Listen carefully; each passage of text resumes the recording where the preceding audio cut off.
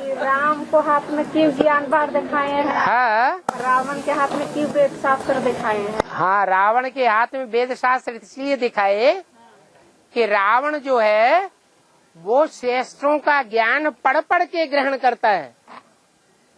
उसके बुद्ध रूपी हाथों में जो कागजों में लिखा हुआ है ना, वो सुन करके या पढ़ करके तब लड़ाई लड़ता है।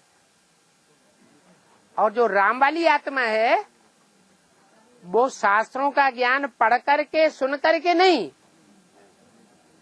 वो उसको मंथन करके उस ज्ञान को घिसती है, जैसे हीरा घिसा जाता है। बाण होते हैं ना, तो बाण भी घिसे जाते हैं, नुकीले बनाए जाते हैं।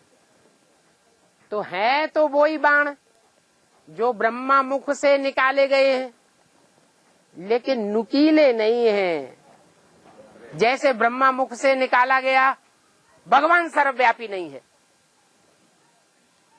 ये शास्त्र की बात हुई ना, कागज की बात होकर के रह गई ना। लेकिन इससे ये तो क्लियर ही नहीं हुआ कि सर्वव्यापी नहीं है तो एक व्यापी कौन है।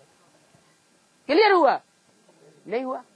लेकिन राम वाली आत्मा जो है वो बाणों को तैयार करती है, नुकीले बाण जो घाव कर देते हैं हृदय में।